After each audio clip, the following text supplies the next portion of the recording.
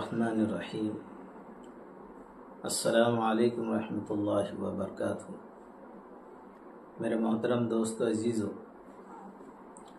12 ربیع الاول کا مہینہ چل رہا ہے اور جیسا کہ آپ دیکھ رہے ہیں کہ جلوس کافی تعداد میں نکل رہے ہیں۔ اگر کوئی شخص جلوس نکالتا ہے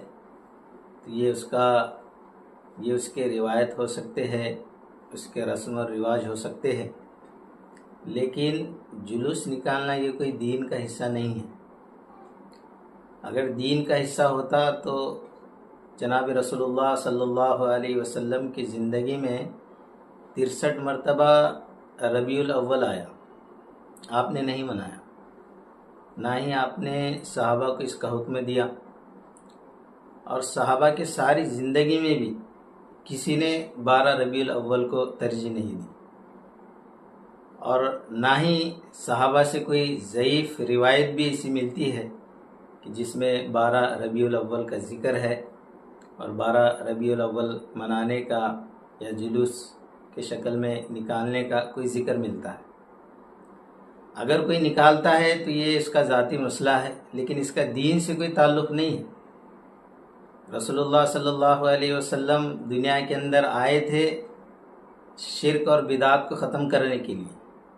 لیکن اگر ہم رسول اللہ صلی اللہ علیہ وسلم کے طریقے سے ہٹ کر اگر زندگی گزارتے ہیں تو یہ زندگی ہمارے لیے دنیا آخرت میں خیر کا ذریعہ نہیں بن سکتی۔ اس لیے دوستو عزیزو، ہم اپنے علماؤں سے رجوع کریں، علماؤں کے پاس بیٹھ کر دین کو سیکھیں۔ جب تک ہم دین نہیں سیکھیں گے تب تک ہمیں پتہ کیسے چلے گا کہ دین کیا ہے۔ آخر ہم یہ جلوس نکال کر دنیا کو کیا بتانا چاہتے ہیں کہ یہ ہمارے رسول اللہ صلی اللہ علیہ وسلم کا طریقہ ہے۔ اور اکثر یہ دیکھا جاتا ہے کہ اس مہینے کے اندر یعنی 12 ربیع الاول کے مہینے کے اندر کافی جلسے ہوتے ہیں، رسول اللہ صلی اللہ علیہ وسلم کی شان میں جلسے ہوتے ہیں۔ دوستو عزیزو، رسول اللہ صلی اللہ علیہ وسلم کی شان ایسی ہے کہ اگر آپ کے اخلاق پر اگر روزانہ جلسے کیے جائے تب بھی کم ہے، یا سال بھر بھی اگر جلسے کیے جائے تب بھی کم ہے، لیکن ہم اس کو سمجھتے نہیں ہیں، بلکہ اس میں حکمت اور مصلحت لا کر دین کو صحیح پیش نہیں کرتے۔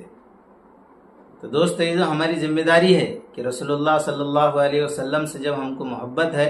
تو ہم کو ان کے اخلاق کو اپنی زندگی میں لانا پڑے گا، رسول اللہ صلی اللہ علیہ وسلم کی سنتوں کو زندگی میں لانا پڑے گا، اس پر عمل کرنا پڑے گا، تب جا کر ہم دنیا اور آخرت میں کامیاب ہو سکتے ہیں۔ اگر کوئی یہ سمجھتا ہے کہ یہ جلوس نکالنے سے ہم کامیاب ہو جائیں گے اور جہنم سے بچ جائیں گے، تو یہ ہرگز نہیں ہو سکتا، بلکہ ہم کو عملی طور پر زندگی میں